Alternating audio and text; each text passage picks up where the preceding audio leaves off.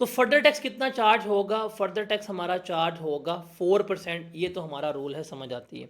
अब ये एक्सेप्शन है, उस एक्सेप्शन को डील करेंगे कि इन केसेस में हमने अनरजिस्टर्ड पर्सन को सेल की है, लेकिन उसके ऊपर कोई किसी किस्म का फर्दर टैक्स जो है वो हमारा चार्ज नहीं हो रहा होगा। वो देखते हैं। अब ये लिस्ट आइटम है, इसमें 3 से 4 पॉइंट जो हैं वो आपने याद रखने हैं, कौन कौन से हैं कौन कौन से नहीं हैं। देखें, इलेक्ट्रिसिटी अगर हम सप्लाई कर रहे हैं डोमेस्टिक कंज्यूमर को या एग्रीकल्चर कंज्यूमर को, तो उसके ऊपर कोई किसी किस्म का फर्दर टैक्स वगैरह चार्ज नहीं होता। आप अपने घर का बिजली का बिल उठाएं, अपने घर का बिजली का बिल निकाल कर देखेंगे तो आपको नॉर्मल सेल्स टैक्स जो है वो चार्ज किया जाएगा, कोई किसी किस्म का फर्दर टैक्स जो है उसके ऊपर चार्ज नहीं होगा।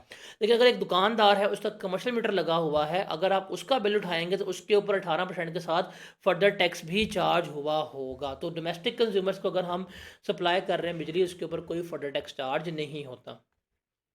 उसके अलावा अगर आप नेचुरल गैस मतलब SNGPL से SSGPL से सप्लाई करवा रहे हैं टूवर्ड्स CNG स्टेशन या टूवर्ड्स डोमेस्टिक कंज्यूमर्स, तो इनके ऊपर भी बिल के ऊपर कोई फर्दर टैक्स हम चार्ज नहीं करते, बल्कि जो नॉर्मल टैक्स है हम वही इसके ऊपर 18% चार्ज कर रहे होते हैं। उसके अलावा मोटर ऑयल हो गया, डीजल ऑयल हो गया, जेट फ्यूल हो गया, केरोसिन ऑयल हो गया, इनके ऊपर सॉरी,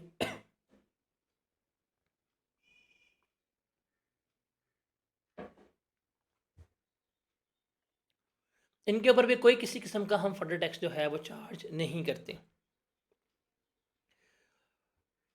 इसके अलावा जो गुड्स रिटेलर दुकानदार एंड कंज्यूमर को बेच रहा है, हम उसके ऊपर भी फर्दर टैक्स चार्ज नहीं कर रहे होते।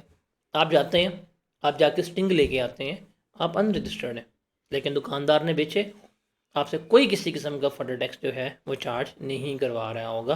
तो जो डायरेक्टली एंड कंज्यूमर को चीज़ें दी जा रही होती है ना, उसके ऊपर भी कोई किसी किस्म का फर्दर टैक्स जो है वो हम चार्ज नहीं करवा रहे होते। उसके अलावा अगर आप एंड कंज्यूमर को गुड सप्लाई कर रहे हैं जिसमें बेवरेजेस, व्हीकल्स, फर्टिलाइज़र्स, फूड, ये सारा कुछ जो आ रहा है, इसके ऊपर भी हम कोई फर्दर टैक्स चार्ज नहीं करते। और वो तमाम आइटम्स जो रिटेल में हैं, जो थर्ड स्केड्यूल में फॉल कर रही होती हैं, उसके ऊपर भी फर्दर टैक्स चार्ज नहीं होता। फर्दर टैक्स क्या होता, रिटेल आइटम्स क्या होती हैं, आगे जाके हम डिस्कस कर लेंगे क्या है क्या नहीं है। बट जो रिटेल आइटम्स होती हैं उसके ऊपर भी कोई किसी किस्म का फर्दर टैक्स हम चार्ज नहीं कर रहे होते। उसके अलावा जो स्टील मेल्टर्स होते हैं, री रोलर्स हैं या शिप ब्रेकर्स हैं, इनके ऊपर फर्दर टैक्स चार्ज नहीं होता। उसके अलावा जो सेकंड हैंड कपड़े होते हैं, वॉर्न कपड़े, लंडे के कपड़े, उनके ऊपर फर्दर टैक्स चार्ज नहीं होता। उसके अलावा जो हमने फिफ्थ स्केड्यूल पढ़ के अभी आए हैं ज़ीरो रेटेड वाला, इसकी जो सप्लाईज होती हैं इसके ऊपर फर्दर टैक्स हमारा चार्ज नहीं हो रहा होता। उसके अलावा आप गवर्नमेंट को, सेमी गवर्नमेंट को या रेगुलेटरी बॉडीज़ को सप्लाई कर रहे होते हैं, उसके ऊपर भी हमारा किसी किस्म का फर्दर टैक्स जो है वो चार्ज नहीं हो रहा होता। उसके अलावा अगर आप चीनी बेच रहे हैं उसके ऊपर फर्दर टैक्स चार्ज नहीं होता। उसके अलावा अगर आप फोम, स्प्रिंग मैट्रेसेस या इस तरह की चीज़ें बेच रहे हैं, उसके ऊपर भी फर्दर टैक्स चार्ज नहीं हो रहा होता। तो इस इमेज से आपने ज़रा धोखा नहीं खाना। उसके अलावा स्टील सेक्टर जो है या Audible oil, edible oil sector जो हैं, मतलब खाने पीने का तेल जो बेच रहे हैं, जो स्टील वगैरह बेच रहे होते हैं, उनको भी अगर आप करते हैं तो फर्दर टैक्स चार्ज नहीं हो रहा होगा। तो ये लिस्ट है जिसके ऊपर फर्दर टैक्स चार्ज नहीं होता। इसमें कोई से 5 से 6 पॉइंट जो हैं वो आपने याद कर लेनी है। अच्छा, एक चीज़ रिमेंबर याद रखिएगा कि जो फैक्ट्री आउटलेट्स वगैरह होते हैं, अगर वो डायरेक्टली कंज्यूमर को बेच रहे हैं तो इट इज़ जस्ट लाइक वो एंड कंज्यूमर को बेच रहे होते हैं, उस पर फर्दर टैक्स चार्ज नहीं होता। सिमिलरली अगर आप डायरेक्टली एजुकेशन इंस्टीट्यूट्स को बेच रहे हैं, डिपार्टमेंट्स को बेच रहे हैं, तो वो भी हॉस्पिटल्स को बेच रहे हैं, it is just like that कि आप डायरेक्टली एंड कंज्यूमर को बेच रहे हैं, तो कोई किसी किस्म का फर्दर टैक्स उसके ऊपर भी हम चार्ज नहीं करवा रहे होंगे। अब मेरी पंखों की फैक्ट्री है, मैं पंखे सप्लाई कर रहा हूँ, ठीक है, लेकिन मैंने पंखे जाके किसी स्कूल को बेचनी है तो वो एक एंड कंज्यूमर है, तो उसके ऊपर कोई फर्दर टैक्स वगैरह चार्ज नहीं हो रहा होगा। तो ये चीज़ आपने याद रखनी है। आउटलेट से बेचना या एंड कंज्यूमर को बेचना, इसके ऊपर फर्दर टैक्स चार्ज नहीं होना। एम्प्लॉयज़ को बेच दिया, अब एम्प्लॉय को बेच रहे हो, एक एंड कंज्यूमर को बेच रहे हो, no further tax. Education institute को है, no further tax will be charge.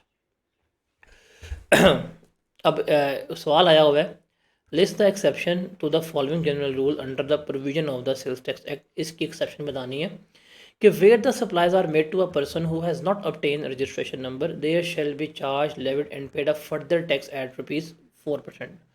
इसको 4% जो है वो टैक्स पे करेंगे in addition to normal rate of 18%। कि अगर हम किसी भी अनरजिस्टर्ड पर्सन को सेल्स करते हैं तो 18% टैक्स नॉर्मल चार्ज होगा और उसके साथ हम 4% फर्दर टैक्स ले रहे होंगे। इस रूल की एक्सेप्शन जो है वो हमने क्या करनी है, बतानी है क्या है और क्या नहीं। तो इसमें कोई से भी 3 से 4 पॉइंट जो है वो आप लिख लें कि अगर इनको सप्लाई करेंगे तो कोई किसी किस्म का फर्दर टैक्स जो है वो हम चार्ज नहीं कर रहे होंगे।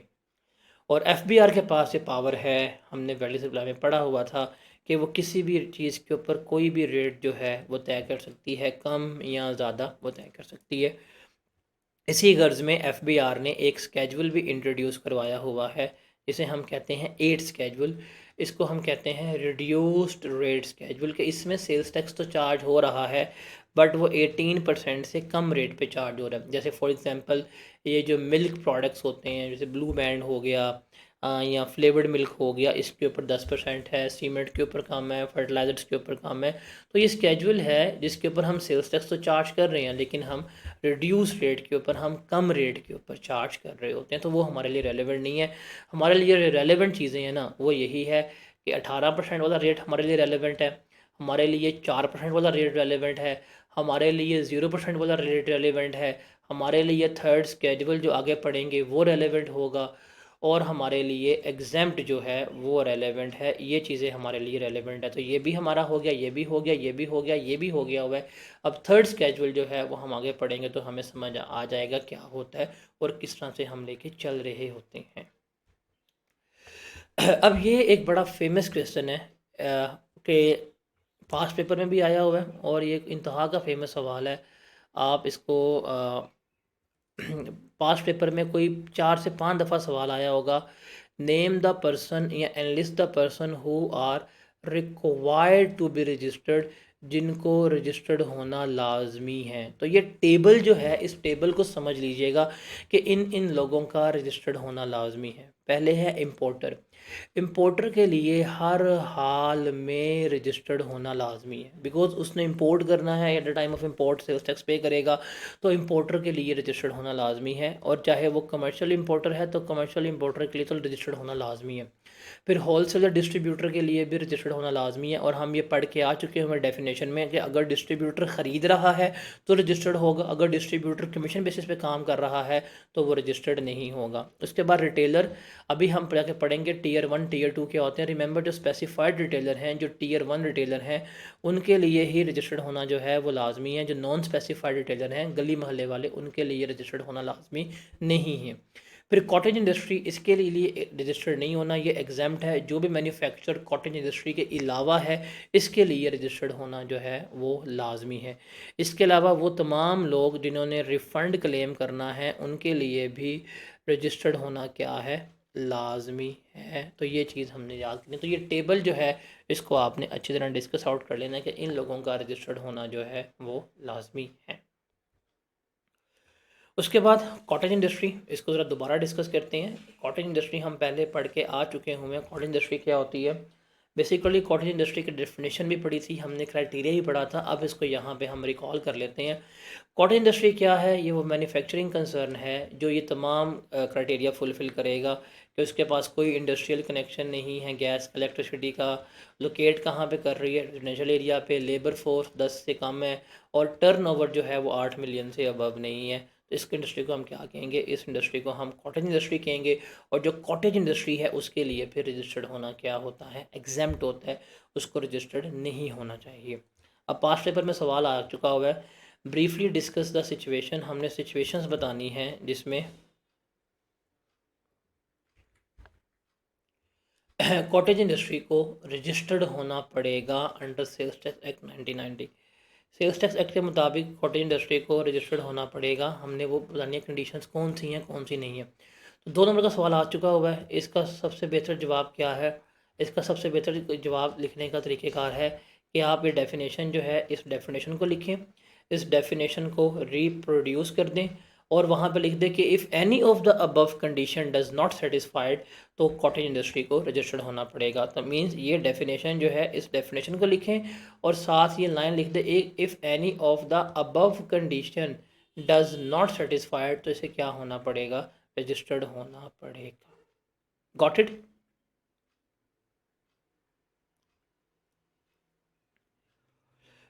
उसके बाद है एक्स्ट्रा टैक्स। ये सिंपल आपका रीड ओनली है, इसको मतलब याद करने की ऐसा आपको ज़रूरत नहीं है।